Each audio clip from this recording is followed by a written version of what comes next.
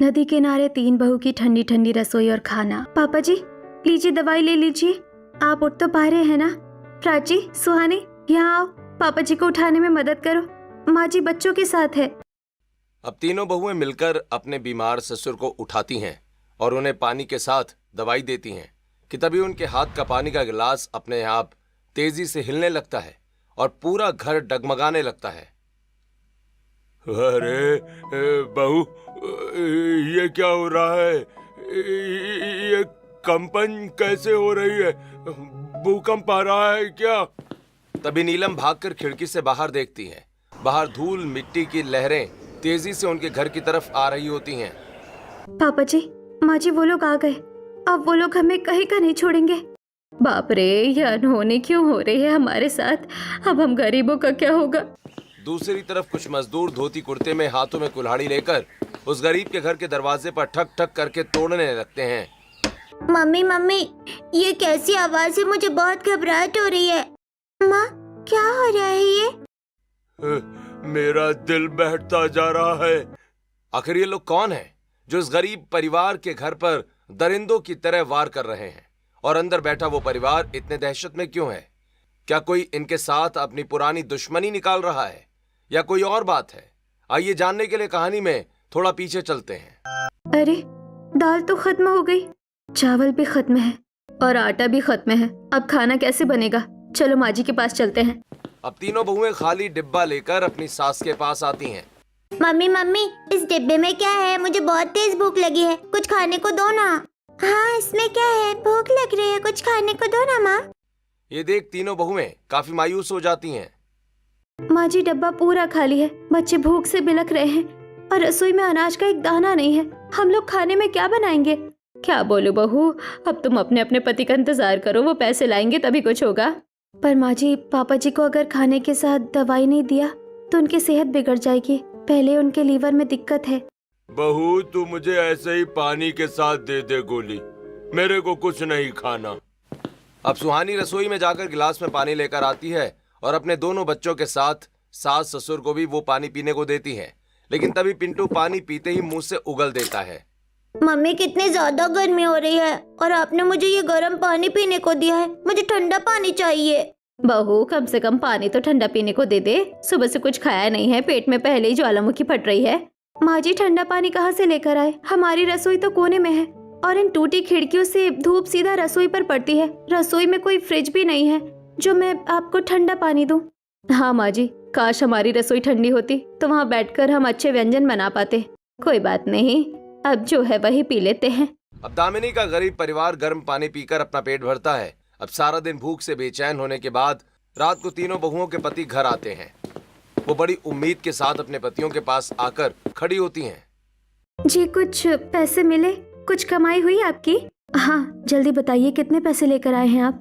सुबह से घर में किसी ने कुछ नहीं खाया है, बच्चे भी भूखे हैं। बोलिए, क्या हुआ? चुप क्यों हैं आप तीनों?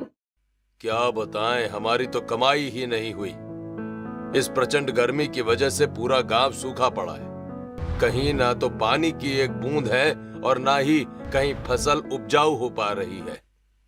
हाँ, और जब फसल ठीक तरीके से नहीं हो रही है तो हमें फसल कटाई करने का काम भी नहीं मिल रहा है।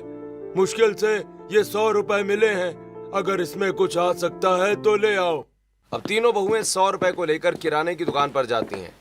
भैया, 20 रुपए की दाल और 10 रुपए के चावल और 5-5 रुपए वाले मसाले के पैकेट दे दीजिए। अरे बाप रे, इतने कम पैसे में रसोई का सौदा लेने आई हो तुम तीनों? परिवार तो तुम्हारा बहुत बड़ा है। जी, परिवार तो बड़ा है लेकिन व्यापार बड़ा नहीं है। छोटा मोटा काम करते हैं हमारे पति, जिससे ये 100-50 रुपए ही कमाई हो पाती है। इसीलिए आप हमें सब कुछ थोड़ा थोड़ा ही दे दीजिए। अब 10 रुपए की दाल, चावल और कुछ मसाले खरीदकर तीनों बहुएं घर आती हैं और फिर दाल चावल बनाती हैं, जिसे सभी परिवार वाले थोड़ा थोड़ा खाते हैं। मम्मी, मुझे और दाल चावल चाहिए। सुबह से कुछ नहीं खाया है तो भूख बहुत लगी है। अब प्राची देखती है कि हांडी में सिर्फ 1 चम्मच दाल और 1 चम्मच चावल ही रखे हैं। तीनों बहुएं एक दूसरे का चेहरा देखती हैं और फिर मायूसी के साथ बचा हुआ खाना बच्चों को दे देती हैं। तुम तीनों ने तो अभी तक कुछ खाया नहीं है और जो थोड़ा थोड़ा खाना था वो भी तुमने बच्चों को दे दिया। कोई बात नहीं माँ जी, बच्चों की सेहत हमसे ज्यादा महत्व रखती है। हमारा पेट तो पानी से भी भर जाएगा। अब सभी लोग रात को जमीन पर बिस्तर बिछाकर सो जाते हैं। अब इसी तरह अगले दिन हैंडपंप के नीचे नीलम कपड़े धो रही होती है, प्राची आंगन में झाड़ू लगा रही होती है और सुहानी चौखट पर बैठकर चावल साफ कर रही होती है कि तभी उसकी नजर पड़ोस के लोगों पर जाती है जो अपना बोरिया बिस्तर बांधकर गांव से रवाना हो रहे होते हैं। अरे बसंती जी, सुमित्रा जी, आप सब कहाँ जा रही है? सारा सामान पैक करके? हाँ, एक एक सामान निकाल लिया है। घर से पूरा घर खाली कर दिया। क्या हुआ, कोई विपदा आन पड़ी है क्या? हाँ बताइए ना, ऐसी क्या बात हो गई जो आप गांव छोड़कर जा रहे हैं? अब यहाँ रहना खतरे से खाली नहीं है, तुम भी ये बात मान लो और यहाँ से रवाना हो जाओ। हाँ, अब तो यहाँ रहना बेवकूफ़ी है। ये जमीन अब हमारी नहीं सरकार की हो गई है, ऐसा सुनने में आया है। ये सुनकर तीनों बहुएं घबरा जाती हैं। क्या? अगर ऐसा है तो फिर हम गरीब लोग कहाँ जाएंगे? हमारे पास तो रहने की कोई दूसरी व्यवस्था है ही नहीं। अब रात को जब तीनों बहुओं के पति घर आते हैं तो ये बात वो अपने पतियों से कहती हैं। अरे कुछ नहीं होगा, और अगर ऐसा कुछ होगा तो सरकार हमें मुआवजा तो जरूर देगी ना। हम गरीबों के पास कोई दूसरा आवास थोड़ी ना है रहने के लिए, हमारे पास तो जो है यही है। पता नहीं जी ऐसा होगा कि नहीं होगा, लेकिन आपको पता है गांव से 50% लोग अपना घर छोड़कर यहाँ से चले गए। मुझे तो समझ नहीं आ रहा है कि हम कहाँ जाएंगे अगर ऐसा कुछ हो गया तो। इसी तरह एक दिन पिंटू और खुशी घर के आंगन में खेल रहे होते हैं। तभी सामने से मोहल्ले की शिवानी बैग टांगकर स्कूल जा रही होती है। अरे तो कहाँ जा रही है शिवानी? मैं स्कूल जा रही हूँ। तू तो जाती नहीं है, कभी दिन भर बस खेलती रहती है।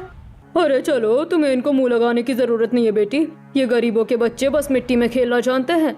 डिस्गस्टिंग, कितने गंदे कपड़े हो रहे हैं इनके। तुम इनसे दूर रहा करो शिवानी। ये सुनकर तीनों बहुओं को बहुत बुरा लगता है। वहीं सुहानी और नीलम नम आंखों से अपने बच्चों को पकड़कर, गरीबी इंसान को क्या क्या सुनने पर मजबूर कर देती है। अगर हमारे पतियों की अच्छी नौकरी होती तो हमारे बच्चे भी स्कूल जाते, लेकिन हमारे पास ना तो घर है, ना खाना, और ना ही हम बच्चों को अच्छी शिक्षा दे पा रहे हैं।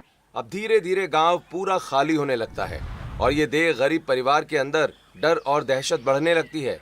तभी एक दिन दामिनी का गरीब परिवार अपने घर में सबके साथ बैठकर खाना खा रहा होता है कि तभी अचानक से मिट्टी की रसोई में अलमारी पर सजे मसाले की बरनी अपने आप नीचे गिरने लगती है। चूल्हा बीच से 2 टुकड़े हो जाता है और घर तेजी से हिलने लगता है। जमीन पर दरारें दिखने लगती हैं। अरे बाप रे, ये क्या हो रहा है? प्रलय आने वाली है क्या? पता नहीं ये सब क्या हो रहा है। प्राची इतना बोलती ही है कि तभी उनकी खिड़की टूटकर गिर जाती है और दूसरी तरफ से दीवार टूटकर गिरने लगती है। ये देख बच्चे तेजी से चीखने लगते हैं। माँ, ये क्या हो रहा है? हम तो इस घर में दबकर मर जाएंगे। बच्चों को संभालो तुम लोग, मैं माँ बाप को लेकर बाहर निकलता हूँ। अब सभी लोग जैसे तैसे अपनी जान बचाकर घर से बाहर निकलते हैं और इस हड़कंप की वजह से महेश, दामिनी, तीनों बहुओं के शरीर पर जख्म के निशान आ जाते हैं। अब बाहर आकर वो देखते हैं कि एक बड़ी क्रेन उनके घर को तहस नहस कर रही है। ये क्या कर रहे हैं आप? एक गरीब का घर ऐसे कैसे तोड़ सकते हैं आप? अरे हमको क्या प्रवचन दे रही हो? सरकार से जाकर बात करो। ये नक्शा अब गवर्नमेंट के अंडर में आ चुका है और यहाँ से अब हाईवे निकलेगा। ये बात तो काफी समय पहले ही गांव में बता दी गई थी। आधे लोग गांव से चले भी गए। तुम किसका इंतजार कर रहे थे? हाँ, जो लोग यहाँ से चले गए उनके पास दूसरी व्यवस्था है रहने के लिए, लेकिन हमारे पास नहीं है। हम गरीब हैं, हम कहाँ जाएं? अगर सरकार हमसे हमारी जमीन ले रही है तो वो हमें मुआवजा क्यों नहीं दे रही? हमें क्या पता, सरकार से बात करो। हम तो बस अपनी ड्यूटी कर रहे हैं। और अब फटाफट अपने घर का सामान निकालो, वरना घर के साथ साथ जो बचा कुचा सामान है तुम्हारा वो भी तहस नहस हो जाएगा, समझे? अब टूटे फूटे घर के अंदर तीनों बहुएं आती हैं। मैं खाने पीने का बचा हुआ सामान पोट्री में बांध लेती हूँ। नीलम, तुम ये बर्तन समेट लो और प्राची हमारे कपड़े इनको भी पोट्री बना लो। पता नहीं अब पूरे ससुराल वालों के साथ हमें कब तक दर दर की ठोकरें खानी पड़ेंगी। अब तीनों बहुएं सिर पर मोटरी बांधकर अपने परिवार वालों के पास आती हैं और फिर सारा परिवार, दोनों छोटे बच्चे नंगे पैर कड़ी धूप में घर की तलाश के लिए निकल पड़ते हैं। इस दौरान उनका शरीर धूप की तपन से जल रहा होता है, गला प्यास से सूख रहा होता है।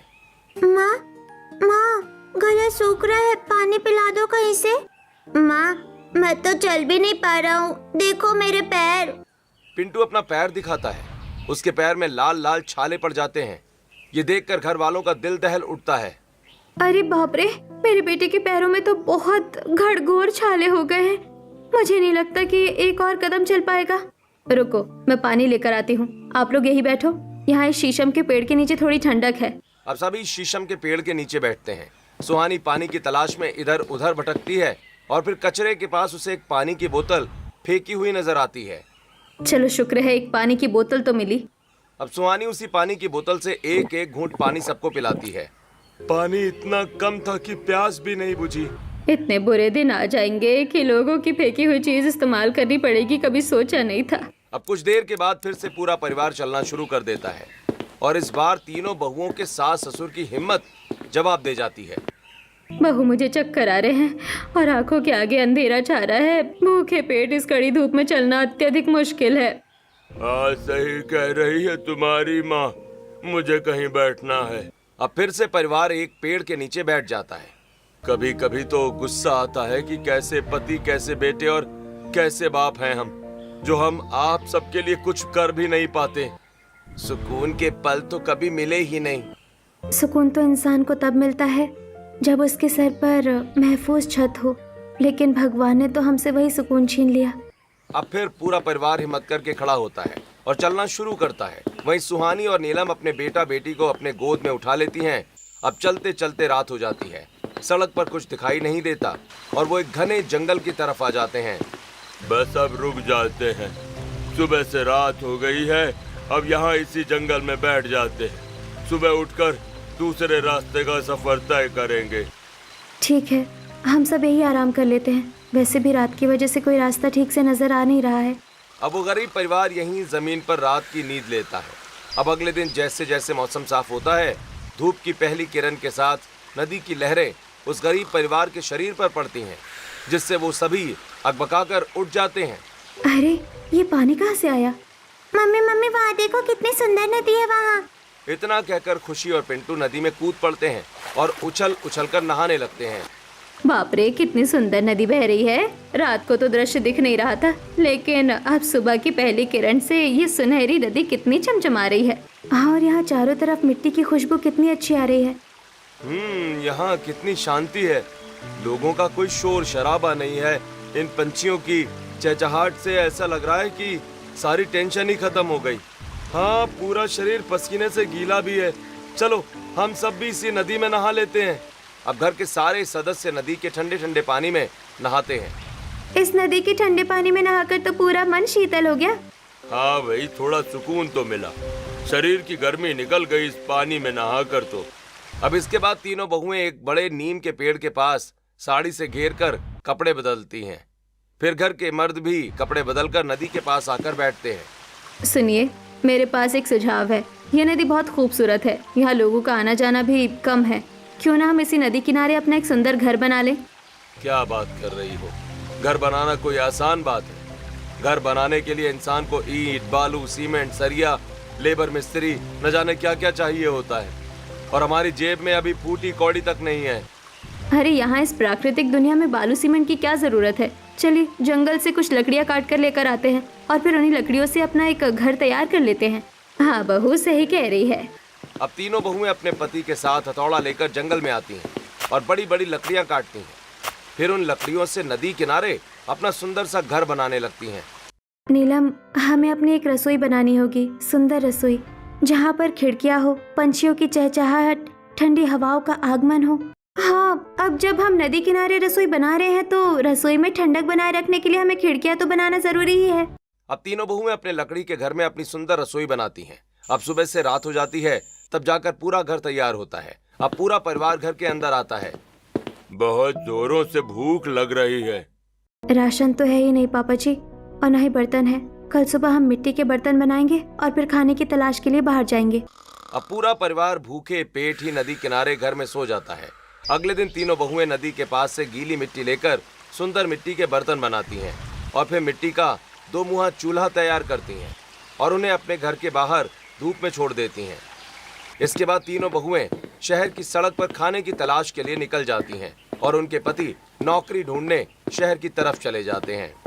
भगवान के लिए अगर आपके पास कुछ खाने के लिए है तो दे दीजिए, हमारी मदद कर दीजिए। हमारे छोटे बच्चे, पूरा परिवार कई दिनों से भूखा है। अब तीनों गरीब बहुएं अलग अलग कोनों में भीख मांग रही होती हैं। सुबह से शाम हो जाती है और उन्हें कुछ नहीं मिलता। दूसरी तरफ तीनों भाई बड़े बड़े सेठों के पास काम की तलाश करते हैं, लेकिन सेठ, काम की काफी अकाली है, क्या काम दूं मैं तुम्हें? मेरे पास गिन चुनकर 4 से 5 लेबर हैं जो मेरा सारा काम निपटा देते हैं, और अभी काम इतना भी नहीं कि मैं दूसरे लेबरों को हायर करूं। दूसरी तरफ दोनों छोटे बच्चे अपनी दादी दादा से, दादाजी मम्मी कहाँ है? भूख लग रही है। जब से अपना पुराना घर छोड़ा है तब से कुछ भी नहीं खाया। हाँ, बहुत भूख लग रही है, कुछ खाने को दीजिए ना दादाजी। हे भगवान, बच्चों को खाने के लिए ऐसे तड़पता देखा नहीं जा रहा है। आ रही है तुम्हारी माँ, कुछ लेकर ही आएंगी। अब रात को तीनों बहुओं को सड़क पर गाड़ी में सवार एक औरत अपना बचा कुचा खाने का सामान देती हुई, ये लो, ये तुम लोग खा लेना, हम लोगों का पेट भर गया है। अब वो खाना लेकर तीनों बहुएं नदी किनारे आती हैं और फिर उसी खाने को प्लेट में निकालकर घर वालों को खाने को देती हैं। जी, आप लोगों को कोई काम धंधा मिला? नहीं, अभी तक तो कोई काम नहीं मिला। घर की व्यवस्था तो हो गई है, एक अच्छा व्यापार भी मिल जाता तो फिर जिंदगी निश्चित होकर गुजार लेते हम लोग। अब सभी लोग थोड़ा थोड़ा खाना खाकर आराम करते हैं। अब आधी रात को तेज आंधी बारिश आना शुरू हो जाती है। नदी किनारे का मौसम काफी सुहाना हो जाता है। इसी बीच घर के बाहर प्राची की सूखती नेट की साड़ी तेज आंधी तूफान में उड़कर नदी में जा गिर जाती है। वहीं अगले दिन सुबह तीनों बहुएं उठकर अपनी रसोई में आती हैं। रसोई की खिड़की पर सुंदर पक्षी बैठे होते हैं और ठंडी ठंडी हवा उनके शरीर को छू रही होती है। हमारी नदी किनारे की रसोई कितनी ज्यादा ठंडी है, कितना सुकून मिल रहा है यहाँ। मटके का पानी भी ठंडा हो रहा है। हाँ, वो तो होगा ही, नदी का शीतल पानी जो भरा है मटके के अंदर। इस ठंडी ठंडी रसोई में तो फ्रिज की जरूरत ही नहीं, पर काश खाने पीने की व्यवस्था भी हो जाती या हमारे पतियों को कोई व्यापार मिल जाता। अरे रात को आंधी तूफान आया था क्या? देखो प्राची, तुम्हारी साड़ी नदी किनारे डूब रही है, चलो उसे लेकर आते हैं।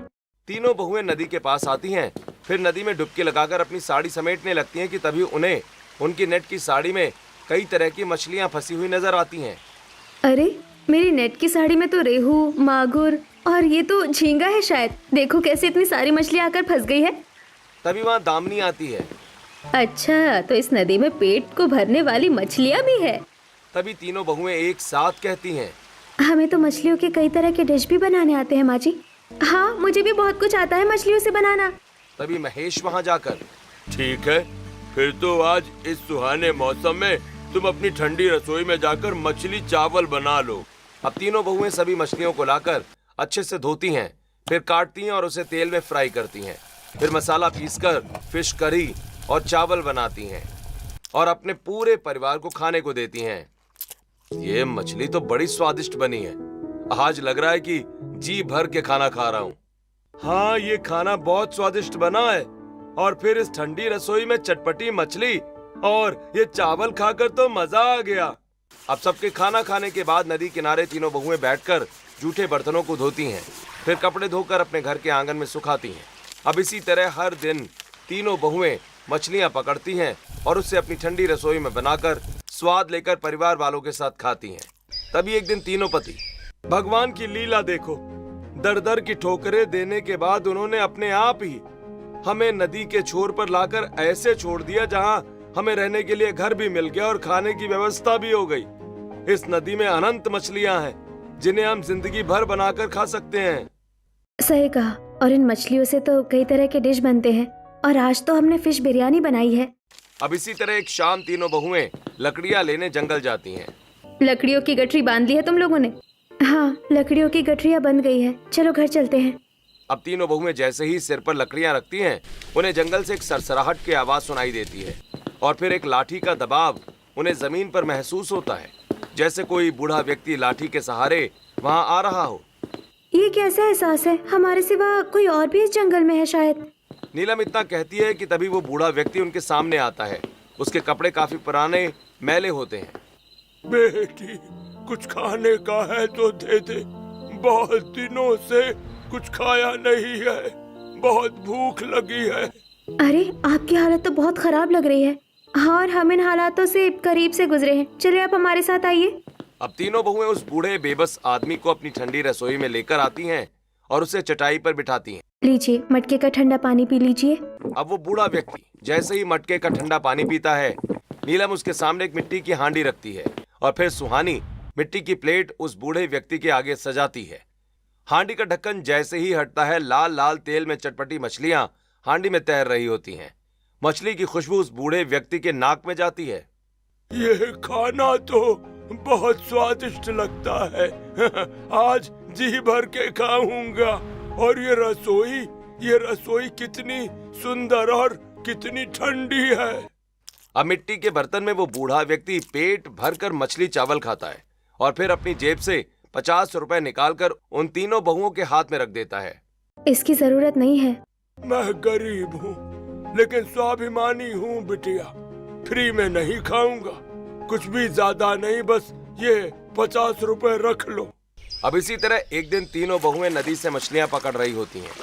आज मैं केले के पात से सिकी हुई जो मछलियाँ बनती है ना, वही बनाऊंगी सबके लिए। हम तुम्हारी मदद कर देंगे। तीनों बहुएं जंगल में आती हैं और केले का पत्ता काटती हैं। चलो, पत्ते तो तोड़ लिए, चलो अब घर चले। अब रसोई में आकर प्राची, ये लगाई मैंने मछली के बीचों बीच 4 से 5 कट। मैं भी सिलबट्टे पर मसाला पीस ही रही हूँ। वही सुहानी प्लेट में हल्दी, मिर्ची, धनिया, नमक, नींबू का चटपटा मसाला तैयार करती है, जिसे लेकर प्राची उन मछलियों के कट में भरने लगती है। अब प्राची केले के पत्ते को धोकर उसके ऊपर मसाले में लिपटी हुई मछली रखती है, फिर दोनों तरफ से पत्ता फोल्ड करके धागा लपेटती है और फिर चूल्हे में लकड़ियां सुलगाकर वो चूल्हे पर एक लोहे का जाल रखती है और पत्ते में लिपटी मछली उसके ऊपर रख देती है। मम्मी, आज क्या बना रही हो मछली से? आज कुछ स्पेशल है, जाओ थोड़ी देर बाद आना। दूसरी तरफ नदी में नाविक अपने नाव पर सवारी को बिठाकर शहर की ओर ले जा रहा होता है कि तभी नदी किनारे बनी तीनों बहुओं की ठंडी रसोई से खाने की खुशबू सूंघकर सवारी, हे एक मिनट रुकिए, यहाँ से बहुत अच्छी खाने की खुशबू आ रही है। यहाँ कोई रेस्टोरेंट है क्या? भाई साहब, आपको तो शहर की ओर जाना था ना, अब आप नदी के बीचों बीच नाव रोकने को क्यों कह रहे हैं? अरे मैंने कहा ना रोक दीजिए, मुझे अब पहले कुछ खाना है। इतना कहकर वो व्यक्ति नाव से उतर जाता है और फिर कुछ दूर चलता है और चलते चलते वो तीनों बहुओं के घर के पास आ जाता है। अरे ये खुशबू तो यहीं से आ रही है। अब विशाल लकड़ियों की सीढ़ियां चढ़कर घर के अंदर घुसता है और खुशबू विशाल को तीनों बहुओं की ठंडी रसोई में लाकर छोड़ देती है। ओह गॉड, इसका मतलब ये खुशबू यहाँ से आ रही थी। अरे क्या पक रहा है यहाँ? अब तीनों बहुएं अपनी गर्दन धीरे से घुमाती हैं। अरे आप कौन है? हाँ, कौन है आप और क्यों आए हैं यहाँ? माँ जी कहाँ है? ये ऐसे कैसे घुसा है घर के अंदर? अरे अरे घबराइए मत, मुझे तो यहाँ ये खाने की खुशबू खींच कर लाई। सच कहूँ तो 2 दिन से भूखा हूँ, जेब में पैसे हैं लेकिन इस गांव में नया हूँ, कुछ समझ नहीं आ रहा कि कहाँ से क्या खरीद कर खाऊं। ओह, आप भूखे हैं? आप गांव में नए हो तो आप तो हमारे अतिथि हुए, आप बैठिए। अब वो व्यक्ति सुंदर चटाई पर बैठता है। वहीं सुहानी उस व्यक्ति के आगे मिट्टी की प्लेट लगाती है और उस पर पानी का छिड़काव करती है। इस मिट्टी के बर्तन से कितनी अच्छी खुशबू आ रही है। अब प्राची गर्मा गर्म चावल मिट्टी के प्लेट में रखती है, जिसके बाद प्राची चावल के ऊपर केले के पत्ते में लिपटी मछली रखती है। विशाल उस केले के पत्ते को धीरे से खोलता है, जिसके अंदर मसाले में लिपटी चटपटी मछली रखी होती है। ओह वाह, इसके अंदर से तो बहुत अच्छी खुशबू आ रही है। जी भर कर खाऊंगा मैं इसे। वैसे सच कहूं तो आपकी रसोई में बहुत ठंडक है और ये बिल्कुल एक एस्थेटिक रसोई लगती है। सुकून ही सुकून है यहाँ। अब तीनों बहुएं एक दूसरे की शक्ल देखती हैं। ये एस्थेटिक क्या होता है? पता नहीं, यही जाने। अब वो व्यक्ति जी भर के केले के पत्ते में लिपटी हुई चटपटी मछली और चावल खाता है, फिर 1000 रुपए अपनी जेब से निकालकर प्राची के हाथ में रख देता है। देखिए, खाना बहुत अच्छा था। आप लोग तो सी फूड बनाने में बहुत एक्सपर्ट लगती हैं। जी, पैसे देने की आवश्यकता नहीं है। विशाल नहीं मानता और पैसे देकर चला जाता है। अब इसी तरह एक दिन कुछ कॉलेज के बैचलर गर्ल्स और बॉयज गांव में घूमने आते हैं और वो तीनों बहुओं की अनोखी रसोई और घर देखकर काफी अट्रैक्ट होते हैं। वो सबसे पहले रसोई के अंदर घुसते हैं। वाह, ये रसोई तो बहुत अच्छी है। हाँ, और यहाँ कुछ पक रहा है चूल्हे पर। तभी तीनों बहुएं काफी नम्रता के साथ कहती हैं, जी, इसमें सौंधी मटका मछली बन रही है। वेल, मैं भी खाऊंगा इसे, मुझे भी खिलाइए ना। अब तीनों बहुएं मटके में सोंधी सोंधी मछली को मसाले में भूनकर उन बैचलर गर्ल्स बॉयज को खिलाती हैं। Wow, this place is so aesthetic. कुछ पिक्चर्स लेते हैं। और ये खाना तो लाजवाब है। सच में पंछियों की मधुर आवाज, खिड़की से ठंडी हवा, मिट्टी की सौंधी खुशबू में ये सौंधी मटका मछली, ये चावल बहुत स्वादिष्ट है और बहुत एस्थेटिक रसोई है आपकी। अब नीलम घबराकर पूछती है, जी, ये एस्थेटिक क्या होता है? अब मधु फोन में गूगल पर तीनों बहुओं को एस्थेटिक रसोई दिखाती है। अरे ये तो बहुत सुंदर है, पर हमारी रसोई में अभी भी थोड़ी कमी है। हाँ, ये थोड़ा इनकम्प्लीट है, लेकिन अगर इसे आपने डेकोरेट कर दिया तो नदी किनारे आपकी ये ठंडी रसोई और भी ज्यादा अट्रैक्टिव लगेगी। और खाना तो आप तीनों अच्छा बनाती ही हैं। अब तीनों बहुओं के पति ये जानकर, वैसे क्या तुम सब एक चीज नोटिस कर रहे हो? इस रसोई में जो भी आकर हमारी पत्नियों के हाथ से खाना खा रहा है, खाने और रसोई दोनों की बेहिसाब तारीफ कर रहा है। हाँ भैया, और फिर जैसा लोग कह रहे हैं कि ये एस्थेटिक रसोई बन सकती है, तो क्यों ना हमें इसे वैसा ही रूप देना चाहिए। और फिर मैं तो कहता हूँ कि तुम तीनों इतनी तरीके की मछलियाँ बना लेती हो, तो हमें एक मेन्यू कार्ड भी बना लेना चाहिए। हाँ, यही ठीक है, और टेबल कुर्सी की व्यवस्था तो हम कर ही देंगे, और बाकी की डेकोरेशन तुम अपने हाथों की कलाकारी से कर लेना। अब अगले दिन तीनों भाई जंगल से ढेर सारी लकड़ियां काटते हैं और फिर उन्हें सुंदर सुंदर आकार में डिजाइनर कुर्सी और टेबल बनाते हैं, और वो उन टेबलों को अपनी रसोई में रखते हैं। और फिर उस टेबल पर बिछाने के लिए तीनों बहुएं जंगल से पीपल के पत्ते तोड़कर लेकर आती हैं, और पत्तों से तीनों बहुएं टेबल मैट बनाती हैं और उन्हें सभी टेबल पर बिछा देती हैं। इतना ही नहीं, वो कुछ कस्टमर्स से कमाए हुए पैसों को लेकर शहर आती हैं, और वो शहर से 5 से 6 ग्लास फिश बाउल और लाइट भी खरीद कर लाती हैं। बहू, ये शीशे का मटका है। माँ जी, इसे ग्लास फिश बाउल कहते हैं। इससे हमारी रसोई बहुत एस्थेटिक लगेगी। अब तीनों ही बहुएं पानी की गहराई में डूबती हैं और वहां से रंग बिरंगी मछलियां पकड़ कर लाती हैं, और फिर वो ग्लास फिश बाउल में पानी भरकर सभी गोल्डन चमकीली मछलियां उनके अंदर डाल देती हैं, और फिर उनको अपनी रसोई में लगी टेबल पर सजा देती हैं। दीवारों पर लाइट लगाती हैं। वहीं तीनों भाई शहर आकर मेन्यू कार्ड तैयार करवाते हैं, जिसमें कई तरीके के फिश डिश के नाम होते हैं। अरे, तुम्हारी रसोई तैयार हो गई, मेन्यू कार्ड भी तैयार है। अब कोई तुम्हारी रसोई में खाना खाने आए तो तुम उसे ये मेन्यू देना, क्योंकि अब तुम्हारी इस ठंडी रसोई में तुम्हारे स्वादिष्ट पकवान ही हमारे व्यापार का मार्ग बनेंगे।